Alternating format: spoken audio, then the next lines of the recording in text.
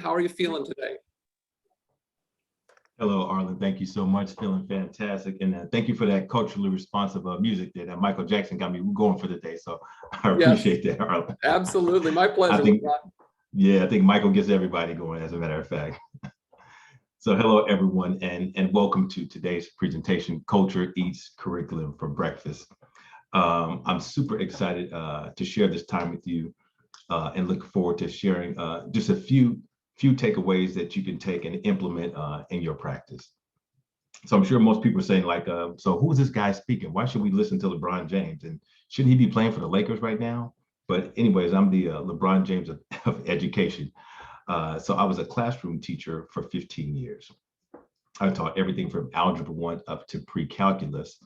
And then also in 2001, I got the bright idea that I wanted to be able to teach online. So I became a certified online teacher in 2001 so that I could teach during the day and then help my students at night online. So now that we've come into this pandemic and many of us have gone to online or hybrid learning, I've been doing this for 20 years, but so I understand some of the challenges that many people are experiencing at this time. I'm also the co-founder of Milo-edu.com, where we do teacher training and administrator training around issues of culture and equity and hybrid learning. So let's jump into our activity for today. To sort of set the groundwork for today, we want to operate under the 4 agreements of courageous conversation by Glenn Singleton. So I'll be practicing these, and I want you to practice them as well when we have the 10 or 15 minutes at the end for you to share your comments and thoughts. And as you share your comments and thoughts in the chat as well. The first one is to speak your truth. We have to understand that your truth is your truth, and no one can argue your truth, but they can ask questions. So whenever I tell people to speak their truth, I give them the prompt to say, in my experience. So in my experience, and then I make my comment, because then it just further reinforces that it's my experience that I'm speaking about. Number 2 is to stay engaged. Topics like equity, social justice, cultural responsive teaching sometimes becomes a little uncomfortable. We want to disengage, check our Facebook or Instagram. So I challenge you to please stay engaged in the conversation. And number 3, we're going to experience some discomfort. Whenever we're trying to grow as educators, if we're trying to move the needle for equity and to make access for everyone, sometimes it is, we experience some discomfort. So I say lean into that discomfort and just accept it. And number 4, expect and accept non-closure. We're not going to fix the world in the next 45 to 50 minutes, but we hope to move the needle just a little bit each time we have these kind of conversations about topics such as culturally responsive teaching. And so as a connector, what I want to do is we're going to do a quick little poll, and we want you to respond. The first question will be, how do you identify racially? That'll be up to you to explain. To model, I identify as a Black man. That is how I identify. And then we also ask, what percentage of your life is impacted by race?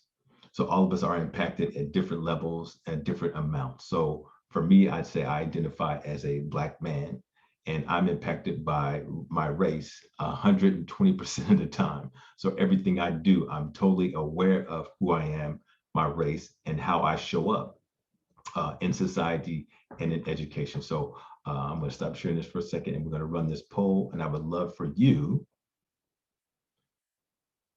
to go ahead and answer this in the poll, and then we'll take a look at this and continue. So our first poll question here is how do you identify racially? So if you could place that in there. All right, fantastic. Oh man, I love this group. Here we go.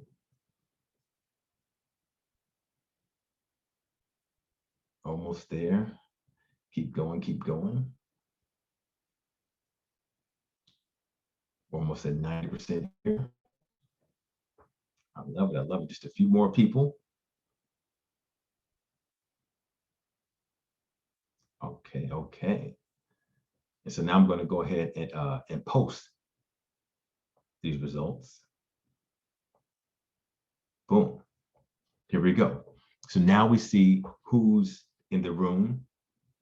If we see, we have 78% who identify as white, 12% who identify as Black or African American, 5% Latinx. Okay, we have 3% multiracial, 2% Asian. So now that we have that, let's look at the second question, which is how much of your life is impacted by race?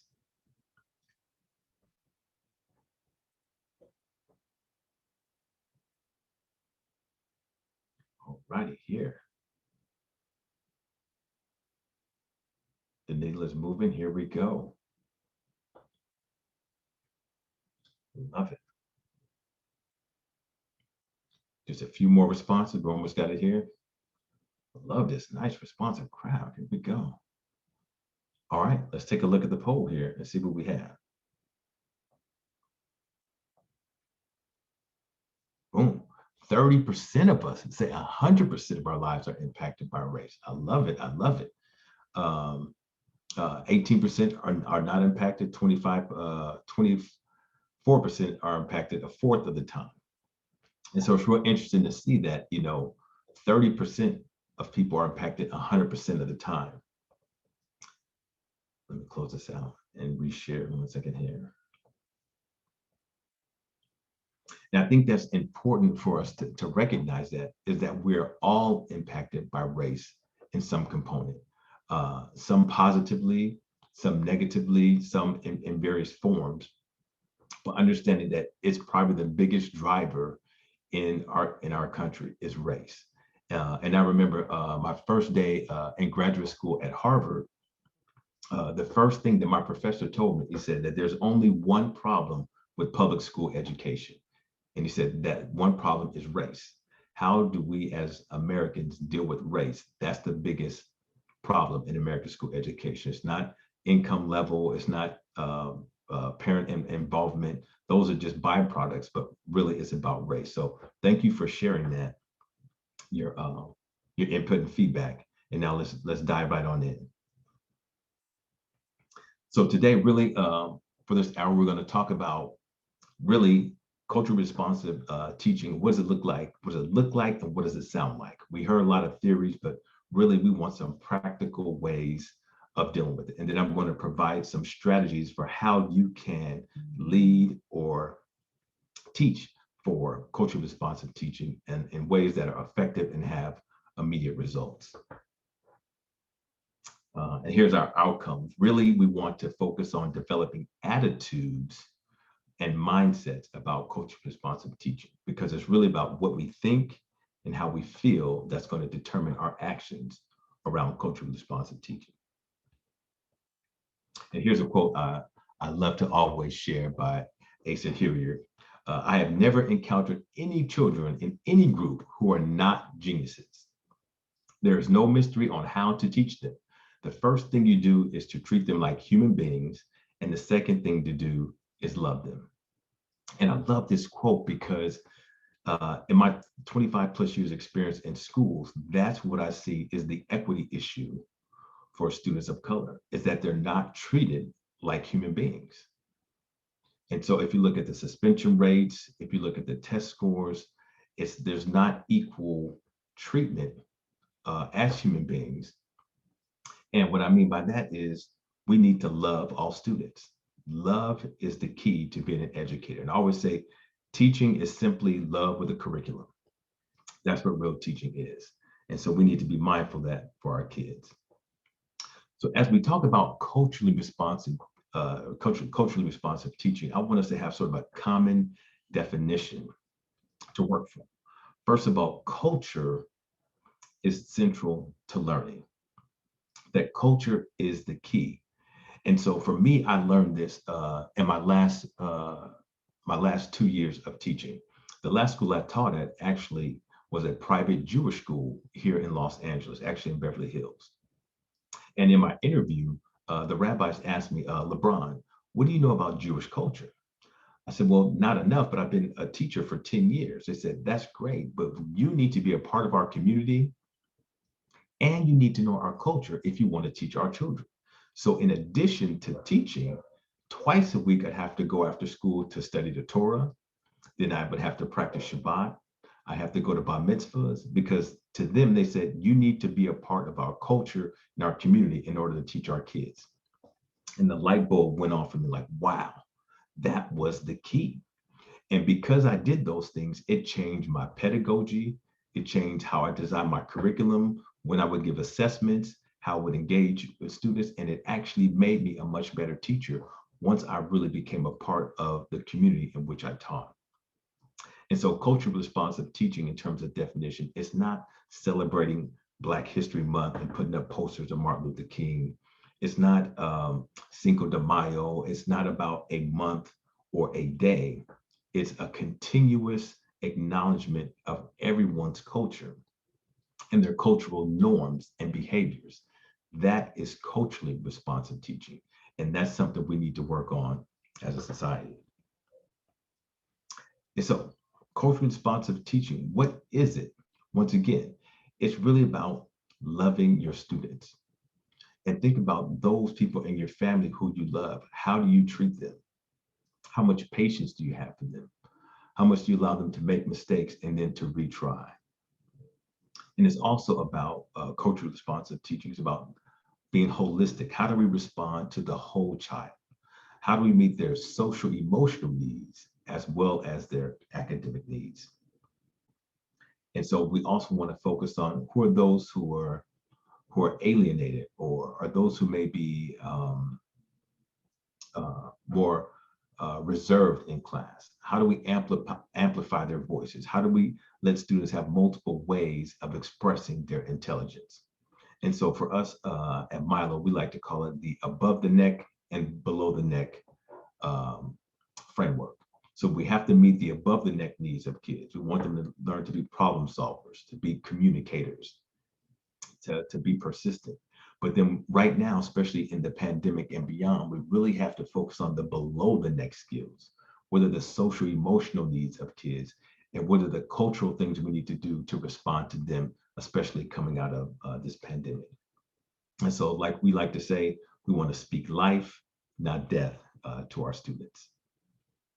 Now, what I've realized is that talking about culture responsive teaching, a lot of times it becomes very broad and very difficult to kind of get our hands around. So we've created a few ways to help us get our hands around this and to really be more effective in culturally responsive teaching. The first one here is the 80-20 rule. Now, the 80-20 rule, you can Google this later, and I suggest that you do, talks about some of the phenomenons that happen in nature, that there's no such thing in life as equal effort to equal outcome. There's a few things in our life that we do that give us a huge output. So the 80-20 rule basically says 20% of the things you do are going to generate 80% of your outcomes. And so looking at this, think about your classrooms. About 20% of the students get 80% of the high grades. And I remember my first 2 years as a teacher, how difficult those were, and things seemed like they were moving super fast. I used to think all these kids are bad. Like all these kids are driving me crazy. But then as I became more of a veteran teacher, I realized, you know what?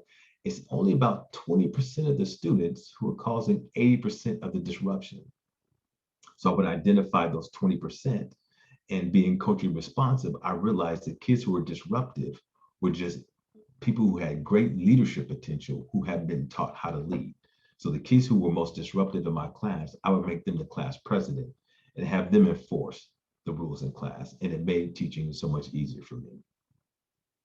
And so the last bullet point I want you to look at is that 20% of your actions as a school leader or a teacher, or whatever your capacity you are in the school, will generate 80% of students learning.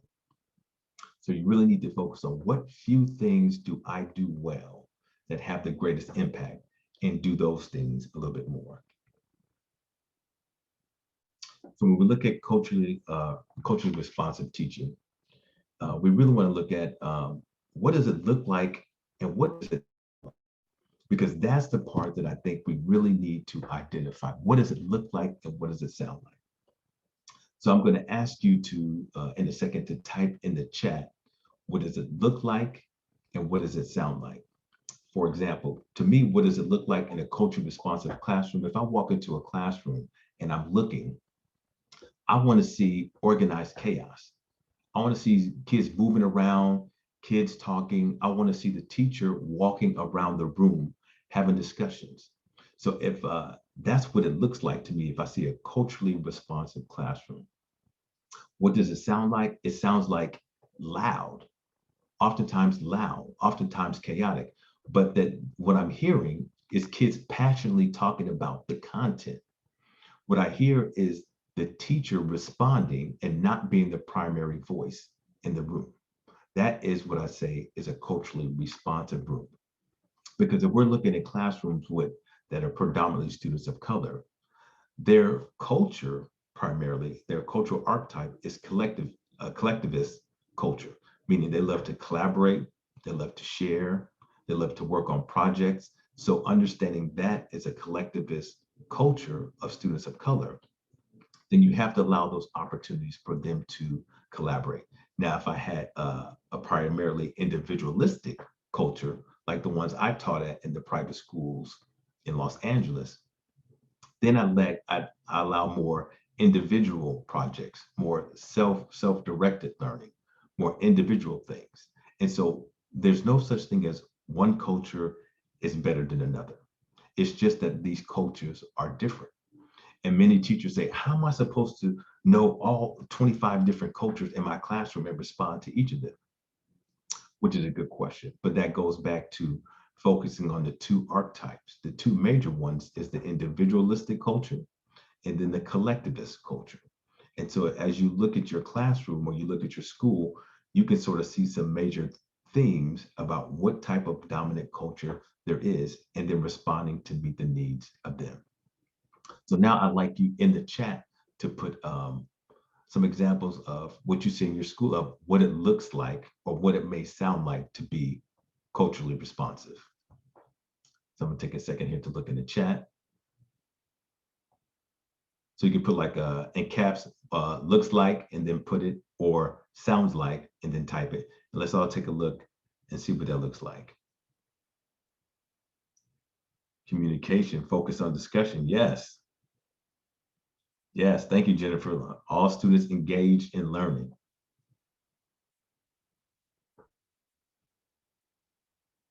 Yes. Inquiry research projects. I love it. Real life examples. Yes, thank you. Real life examples. That is what it looks like. And piggybacking on that, real world examples. I like to use their world examples, because our kids don't live in the real world. I mean, they're surrounded by the real world, but they ain't paid taxes. They ain't going shopping. They ain't paying no car notes or mortgage. So what can we do around their world? What are issues and things that they're dealing with? It may be issues of fitting in, of how can I be popular? How can I express my talents in ways that people would appreciate? So looking at their world problems is also good. These are fantastic. Thank you for these in terms of what it looks like and what it sounds like. And so as you're leading and you're observing teachers, or you are a teacher, think to yourself, okay, before I do this lesson, what is it going to look like and sound like? And what cultural things can I put in to make it look different? Fantastic. And so another component, we've looked at the 80-20 rule. We looked at what it looks like, what it sounds like. So another way I want to help you frame your thinking about culturally responsive teaching is through the framework called the Pelt Framework, which is the Public Education Leadership Project. What is so dynamic about this framework is it's so simple that it's genius. That in the Pelt Framework, you only focus on what is called the instructional core.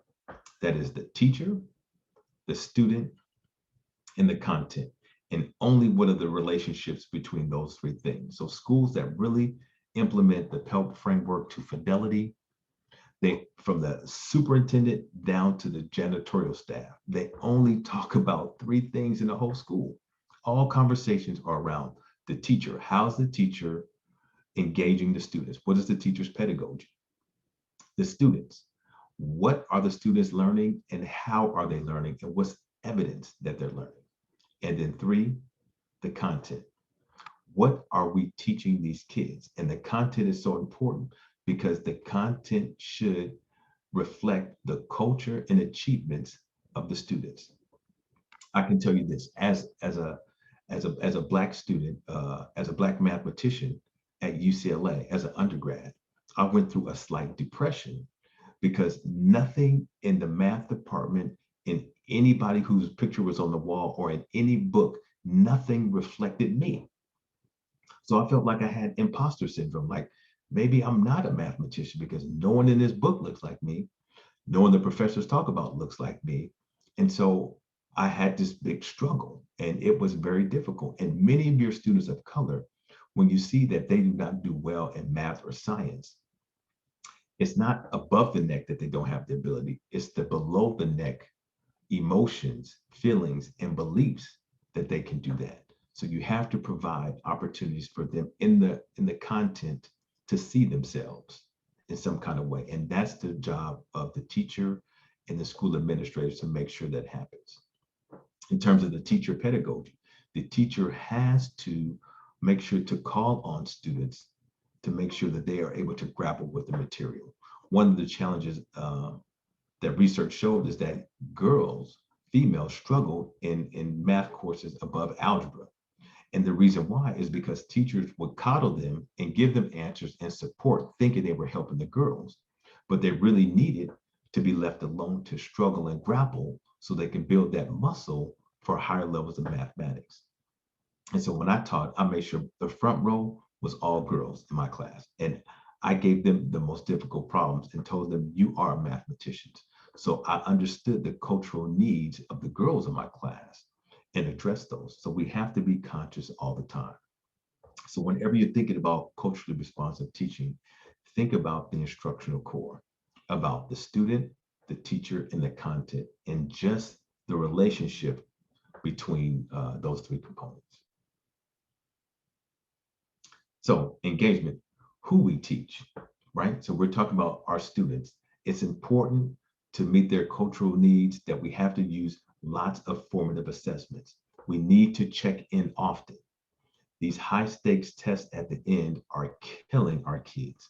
And we see it through the test scores, the disengagement, and the number of students who are not willing to come back to school after the pandemic.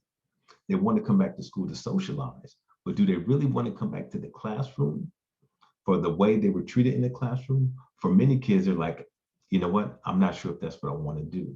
So when they do come back in, we have to make sure that we're first addressing their social emotional needs and veering away from the overdose of the content. We have to give formative assessment, 2 or 3 questions just to check in, raise your hand, write on the whiteboard, talk to your neighbor, just ways for us to check in. And we have to make sure that we adjust our pedagogy based on the needs of students. We have to get feedback from them. And I know as a teacher, our egos are real gentle. Sometimes, one comment can shatter us, but we have to get thicker skin as educators to listen to students and say, what engages you? What about my lesson do you like? What activities do we do that engage you the most? And we really need to focus on those.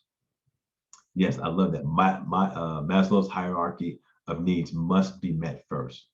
And I want to touch on that just for a second, because at Maslow, we focus on that lower level, the basic needs, the food, the shelter, the security. But for students of color, rarely do we ever get a chance to get up to the top of that pyramid because we spend so much time at the bottom. And that's where a lot of that gap comes from.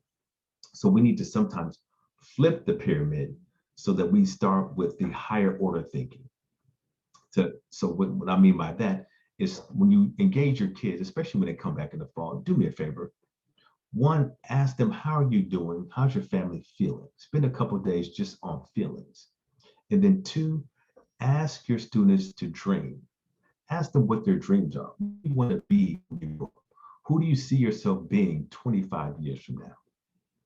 When you do that, that reinforces the bottom of the pyramid so that we able to touch the whole child. So those kids need to understand, I can be a leader. I can be a scientist. I can be a dreamer. I can do these amazing things. So we need to make sure we get to that top of that Maslow's hierarchy as well. And how do we teach? It's important that we know our students. So doing a survey or taking time to ask them, what are 2 or 3 things that are happening in your family that you like most? Really get to know them on the personal level and their identity, because that will inform 1, how you teach, and 2, how we keep them engaged. Because if your culture is different from theirs, there will continuously be this cultural gap.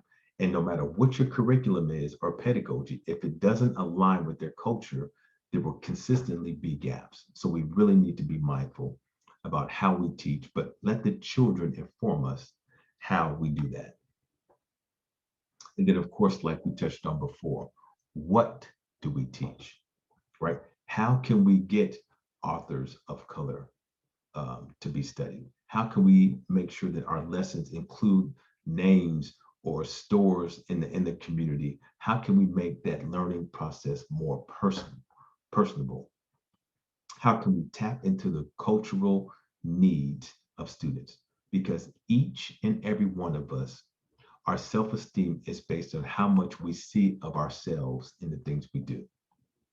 And since 80% of teachers are white women, and about 60 to 70% of students are students of color, there's already a huge cultural disconnect.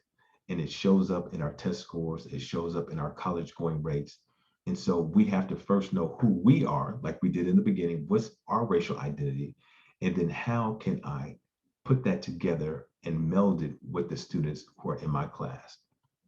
One of the jokes I always like to share, for better or worse, is that when I taught in the Jewish school, I really had to take my Black culture and then figure out how I could fuse it with Jewish culture. And so, I didn't speak the Hebrew like they did, but as I got to know the culture, me and my students had this thing that we connected on. So we know that in the Jewish culture, to say hello, we say shalom, right? So I'm like, how can I connect that with my culture? And so when my kids came in class, I would start saying, Shalomi, my homie. And so the kids loved it, like, oh, Shalomi, my homie. And so the next thing I knew, it was all over the school. But I was combining how I would connect with how they connected. And we were able to make this huge connection. So what ways can you combine your cultural experience with those of your students? And now let's get to the main reason why we want to do all of this. The main reason we want to do all this is because of the brain and how we learn. So if you look at Zaretta Hammond's book, which is fantastic, Culturally Responsive Teaching in the Brain, she does a great job of explaining this. And so it simply goes like this. The front of your brain is the prefrontal cortex, and it determines whether you are safe or not safe. If it feels that you're not safe, you go into the fight or flight mode, and your prefrontal cortex closes up and says, okay, we have to defend ourselves. But when you defend yourself in your defensive mode, no information can get into your brain because it's trying to defend itself. But when you feel safe and secure, the prefrontal cortex looks around and says, hey, it's safe around here. This is okay. And it opens up, and then information can get in. I learned this primarily at the Jewish school where I taught. I said, why are parents spending $45,000 a year for a high school education? I'm like, is the teaching really that good? They say, no, Lebron, we're paying for safety. Because if my kids feel safe and my kids have a relationship with my teachers, the prefrontal cortex can open up. So whether you're a veteran teacher or a new teacher, I know information is going to get into my child's head. So that's where the culture comes in. If you see these videos on social media where the teacher's shaking hands and do all these handshakes at the beginning as kids walk in, what that's doing is it's opening up the prefrontal cortex because the kids feel safe and connected to the teacher. So if I read a book and I see someone who looks like me, or if the teacher allows me to collaborate with my classmates, or if the teacher calls me up to the board, I feel safe. My prefrontal cortex opens up and I can learn. But if I say, I know the answer. Oh, you called out. You're disrespectful. Go to the office. prefrontal cortex closes up. I'm not going to say anything in that class again. If, you know, if I'm always punished, if I'm yelled at, if I'm not recognized for the things that I do, then my prefrontal cortex will close up, and then I shut down, and then learning cannot happen. So we have to understand not only below the neck, the social emotional needs, but psychologically and physiologically what's happening in the brain, and why culturally responsive teaching is so important. And along with that, we have to look at aspects of power. So there's power happens in different forms. Primarily in America, we're under the white cultural power structure. But in a school, the school leader has power. The teacher has power. And now coming out of the pandemic, we're realizing that students and parents have power. For the first time in history, students can choose whether to log in or not log in. Before, once they were in the classroom, they were just stuck. But now we saw the power of students, and we saw how many of us as teachers had to adjust to meet the needs of our students. So in terms of power, it's important to share with your students this. If you are not from the culture of power, you have to be explicitly told the rules of how power works so that you can make acquiring power easier. So like we talked about speaking our truth, right? So we just gonna keep it real here. So growing up in San Diego, I was always the only Black kid in all my classes. So I was identified gifted. So they took me out from my homies and put me in a classroom where I was always the only Black child, pretty much from second grade up through high school. But my parents told me how to navigate the power of white people. They said, look, this is how you deal with white people. This is how you act. This is how you talk. This is how you code switch. How you talk at home with us is not how you talk to them white folks when you at school. And so it took me years, but they showed me how to navigate the power so that I didn't make those mistakes. Whereas kids would say, I'm gonna get up and just go do this because it's what I normally do. You can't do that in that structure. And so it's important that we teach kids the culture of power. And ironically, those who have the power aren't even aware that their power exists. So when you reprimand a child, then that child has consequences. Many times you don't even realize they're suffering.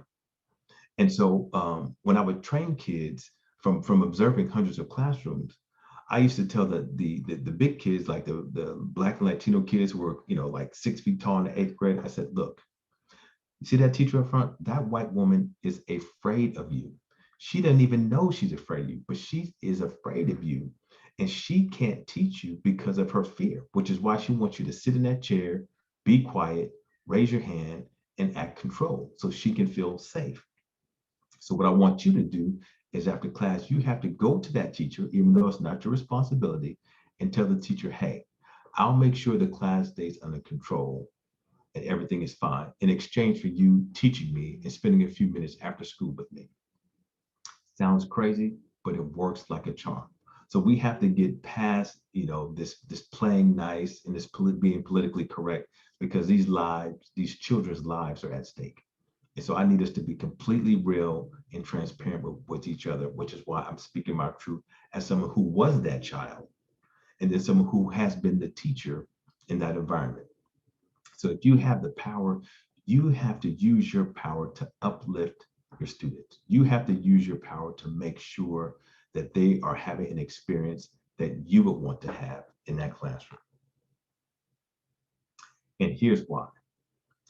Each and every one of us has a bias, whatever that bias may be, because we're human beings, we all have bias. The only problem is if you have power to go along with your bias, that can be destructive. That's where discrimination and oppression comes from, is wielding that bias and using your power at the same time. So that's something that we have to be mindful of in this process. And so thinking about that power, here's what I'd like you to do.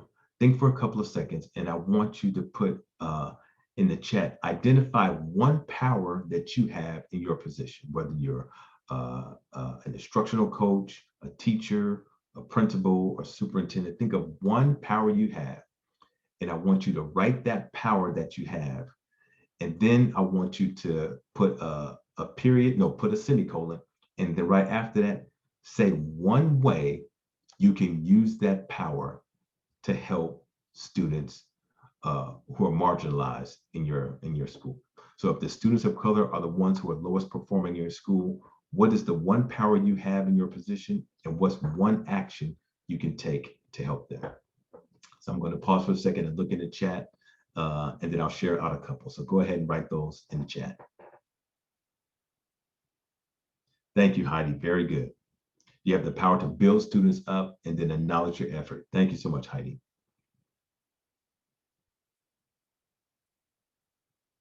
Yes.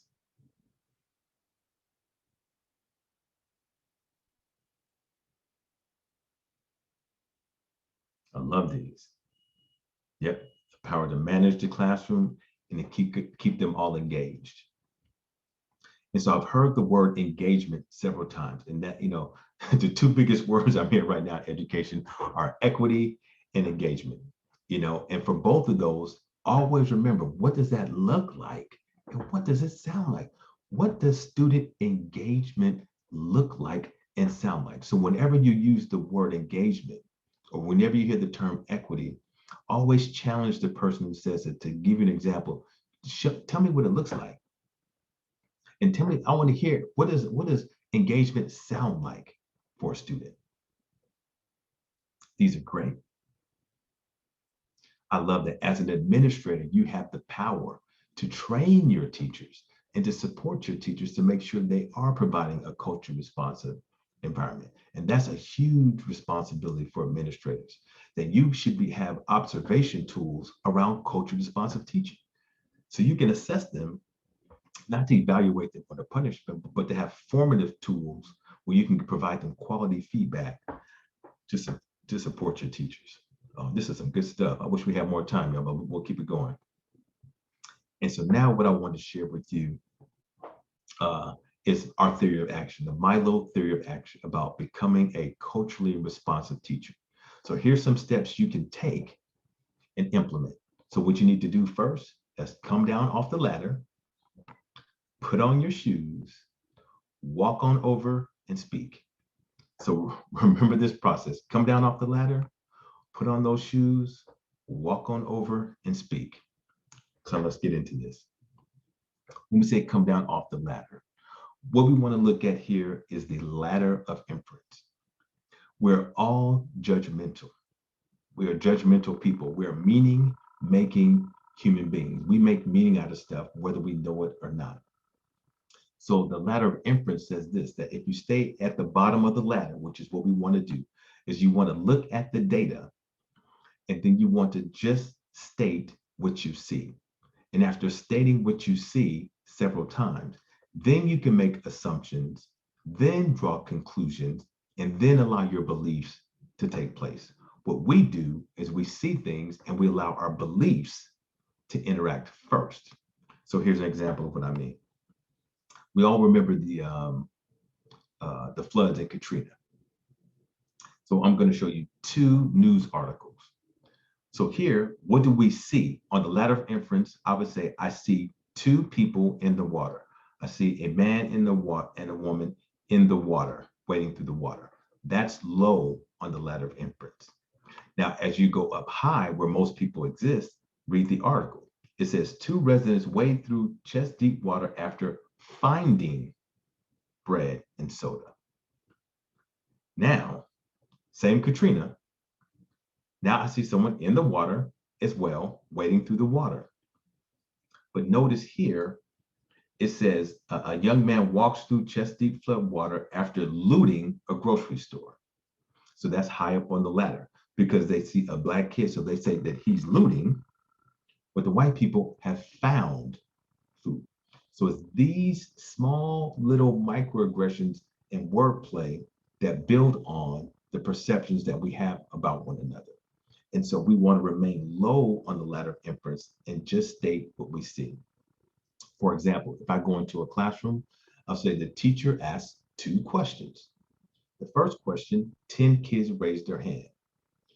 5 boys, 5 girls. The teacher called on a girl. Second question, 4 kids raised their hand. 3 girls raised their hand. 3 girls raised their hand. 1 boy raised their hand. Teacher called on the boy. That's just capturing the information low on the ladder with no judgment. Then you can analyze that data later. And so these kind of things we have to be mindful of because they also lead to what we call microaggressions. And I'm sure you've heard the term, if not, definitely Google it. But it's basically the slights, the snubs, the insults, that those tweaks in language like we just saw that have negative and derogatory effects, usually on marginalized people. And so in the interest of time, the slides will be made available for you to download. But these are some strategies and some talking points of how you deal with microaggressions, because we've heard of them, but you need strategies on how to address them. So you can inquire about the person's statement. You can say, I prefer you to restate what you said in a different way. You can also ask people to reflect on what you said that might have been perceived as a microaggression, or you can reframe it, or at a later time, we can revisit it. Sometimes you let the situation play out, and then you go back to the person and say, can we revisit that? What happened 2 days ago? I want to just have a discussion. So these are some ways in which you can address the microaggressions. The part I want to get to now is perspective taking. Perspective taking is huge, and it is a tool for culturally responsive teaching.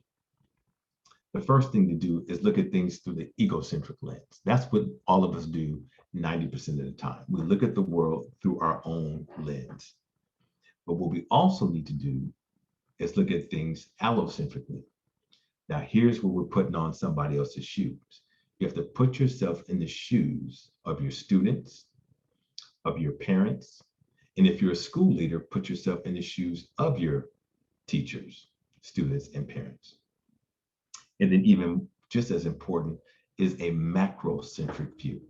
What is, if we get up on the balcony and we look at the entire dance floor, what's everybody moving and grooving to at the macro level? So for example, when we're looking at this, think about kids coming back to school face-to-face. From an egocentric point of view, if I'm a teacher, I'm thinking, okay, I want to make sure there's social distancing, kids are wearing their mask, we're 7 or 8 months behind, I got to catch up on this content. That might be the teacher's egocentric point of view. What are students thinking? The students are saying, oh my God, I can't wait to see my friends. I haven't seen them in a year. I can't wait to catch up. Everyone's going to be taller. I wonder what their hair is going to look like. And so the macrocentric from the school leadership is like, how do we want to re-engage students coming back? What do we want school to look like? Do we want it to look like the same way it was before the pandemic? Or can we use this as an opportunity to expand and restart the way kids engage in school? So imagine now the kid comes back to school, sees their friend, and out of instinct gives their friend a hug. What is the teacher going to do? Oh, you violated the rule. You didn't have your mask on. You're not 6 feet apart. Go to the principal's office. The principal says, you violated our rule. Now we got to suspend you. So the kid's been gone for a whole year. Their first instinct as human beings is to reconnect. And then we go into teacher mode and we mess it up. What does that do for the school community? Now we've tarnished a great opportunity to reconnect by focusing too much on the rules. So we need to be mindful egocentrically of who we are, but then allocentrically, what do the kids need most right now? Do they really need to write an essay? Do they really need to solve an algebra problem right now? Maybe they just need time to socialize, to re-engage, to figure out who they are, and to catch up on the year of socialization that they missed out on. And then on the macrocentric level, what does that look like for school, for public school as general? Is it a place where kids can feel safe, where we're developing their social emotional needs, where we're meeting their cultural need for cultural affinity? Or are we places where they come to get judged, tested, and graded? So we really have to understand what exactly we are doing in that context. So when you're thinking about your cultural response of teaching and how you're going to apply it, always look at it through the lens of the teacher, the student, and then the whole school institution. And the last component here is proximity. The closer we are to something or someone, the more affinity we have for them, or the more we feel like we understand them. And so what I've seen traditionally is that what happens is teachers live and school leaders live 10 to 20 miles away from the school or community in which they teach. And so that lack of proximity makes it difficult to understand the culture of those you're serving, because if you only see them in the context of the school environment, you don't have the full view. Just like when I taught at the Jewish school, I had to go practice Shabbat. So I'd go to the rabbis' houses on Friday nights. I'd be there, listen to them sing the songs, and we pass the bread and drink the wine, because I needed to be a part of their culture so that when I came to school Monday, I would understand. And so I learned so much from that experience, going to bar mitzvahs and looking to see the tradition and the songs and what they did informed how I taught. It informed, I realized I can't give a test or quiz on Friday because they ain't having it. You know what I mean? I realized that in October, there's going to be like 15 high holidays. I'm going to be off half the month of October. So I need to start in the summer planning for that. Because the first time it happened, I'm like, you just took away like 3 weeks of my instruction time. I was supposed to get through my curriculum. But once I became a part of the community, I had closer proximity, then it all made sense. And I was able to be a much more effective teacher. And that was one of the biggest takeaways that I had. So in order to be culturally responsive teacher or school leader, like I said, our theory of action is to come down off the ladder, put on those shoes, walk on over, be proximate, and then to speak your truth. So I hope you found this useful in some regard. And like I said, I hope there's a few bits that you were able to take away from this, but I want to reserve our last 10 minutes to hear your voices for you to share in the room. So if you have a question or a comment, please click the raise hand button at the bottom, and Arlen will unmute you, and I'll let you to ask your question. If you could please keep your questions to 15 to 20 seconds so we can have more people ask, I'd appreciate it. All right, thank you, Lebron. As he said, raise your hand and I will unmute your microphone or type into the chat. We've got 10 minutes left with Lebron. Let's make good use of it.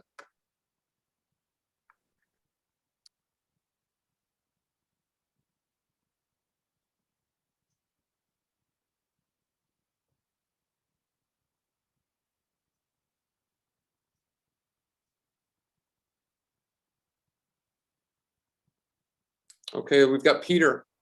I've just enabled your microphone. Peter, can you hear us? Yes. All right, your microphone's unmuted. You're free to ask your question.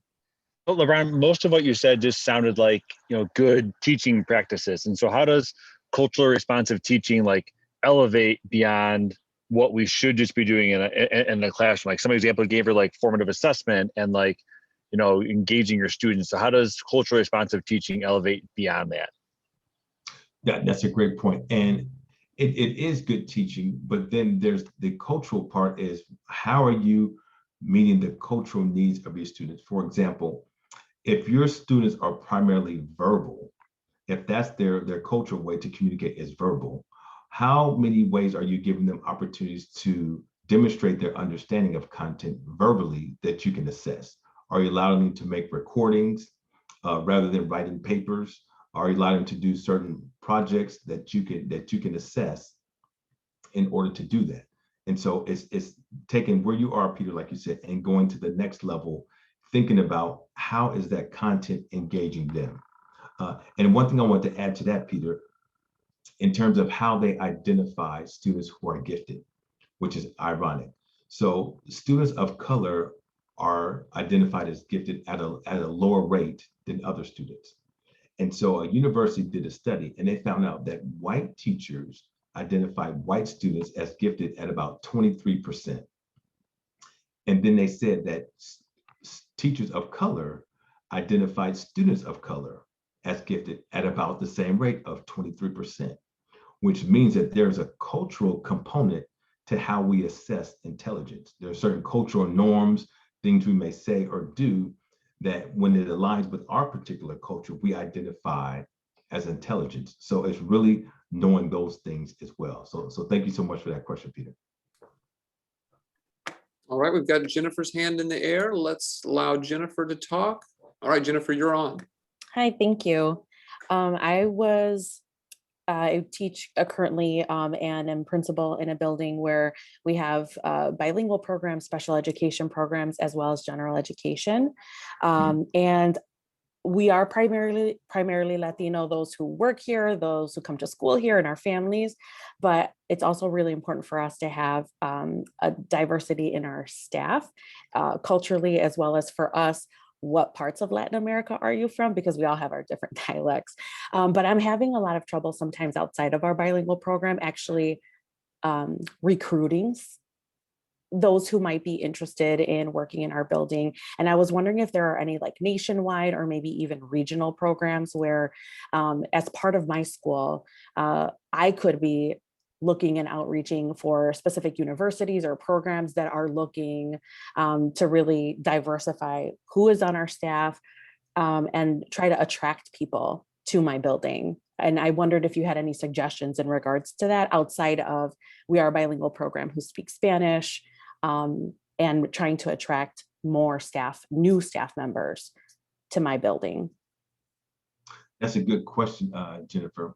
And I'm seeing that movement across the country where they're trying to diversify more schools and get more teachers of color into schools.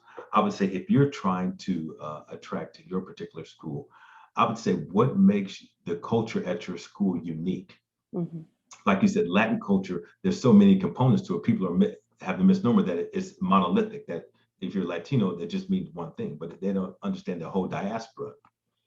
And so if there's some things that you do that really stand out, going back to the 80-20 rule, 20% of the things you do at your school, Jennifer, have 80% of the impact. Focus on the 2 or 3 things that really identify your school and its culture. And I would broadcast those over and over again, like I said, to the colleges, to teacher programs, but really just keep highlighting what makes your school special in terms of culture. And I think that will allow teachers to be attracted, because teachers are getting just a broad view. Everyone's saying we want a diverse staff.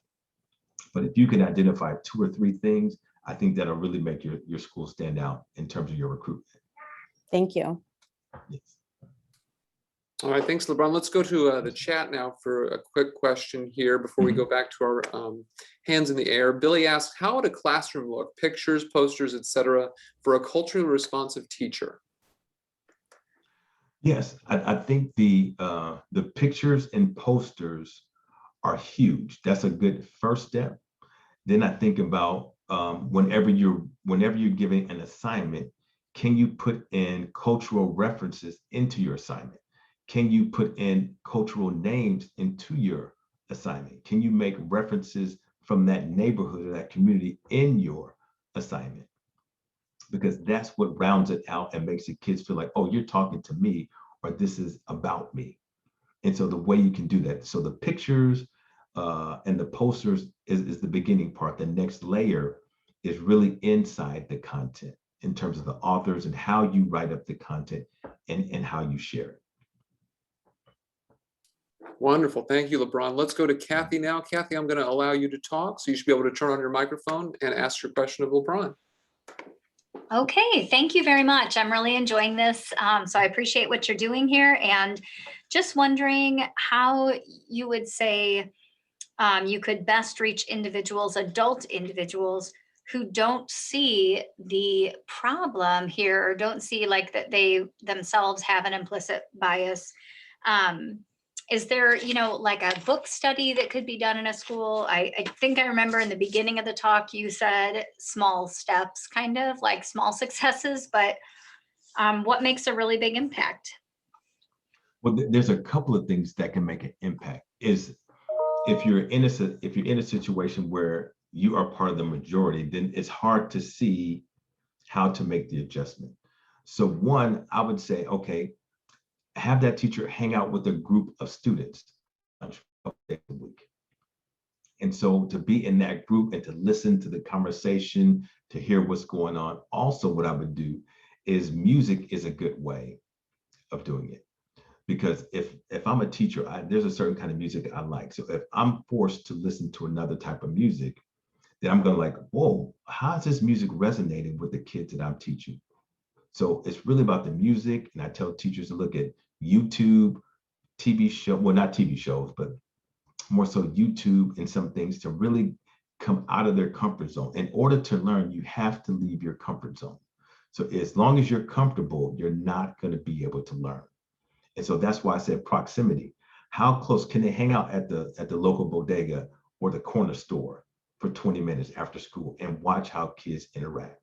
You know, can they walk around the neighborhood for 30 minutes or an hour, you know, get some exercise and really look at the neighborhood and sort of understand it and talk to the, you know, the grandparents in the neighborhood, some of the parents. So that's the way you have to do it, proximity and leaving your comfort zone. That's great. Thank you. Yes, thank you, Lebron. Looks like we got time for maybe one more question. I'm Okay. probably going to butcher the name Lisa Pearson or Lisa. I'm going to allow you to talk, and you should be able to now turn on your microphone. Yes, it's Laisa.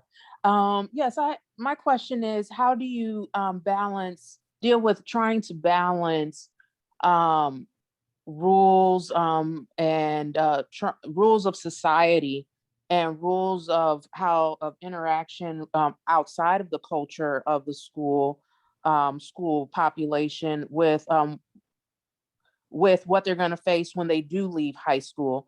I see in my school, I teach in a lower socioeconomic urban school, and I see teachers who are outside of the culture of the school tend to give too much leeway instead of, you know, and they're too concerned at times and not giving enough of things that the students really need to be aware of when they leave school. Right, and that's a great point. I know exactly where you're going with that. And so it's a balancing act. And so we need to meet the cultural needs of the students through the content and pedagogy. And at the same time, we still need to teach them the aspects of power. And so those teachers may or may not be equipped, but for students of color, they have to be taught how to code switch. How do you act outside of school versus how do you act inside school? And the struggle for students is, how do I maintain my identity and who I am, yet still excel in this academic environment? And so there is no exact answer, but I say as long as they can put culture into the students' curriculum and then teach them about the aspects of power and what can happen. Because to me, a white teacher can be real effective with students of color saying, look, here's how we think. Here's what you're going to face outside. So letting them understand the aspects of power and how to navigate that while they're still trying to meet the cultural needs of the students. Thank you. Wonderful. Thank you so much, Lebron, for sharing all this information with us and spending time with us today. Really appreciated it. There was a quick chat message that came in that I thought maybe we could end on from Claudio that says, can you briefly tell us more about Milo, the other opportunities to continue the conversations about race, equity, social justice, and culturally responsive teaching? So just a couple minutes on Milo and how people can get the slides from your presentation as well. Thank you so much. So I should be sharing my screen right now. Yeah, we see it. Yep.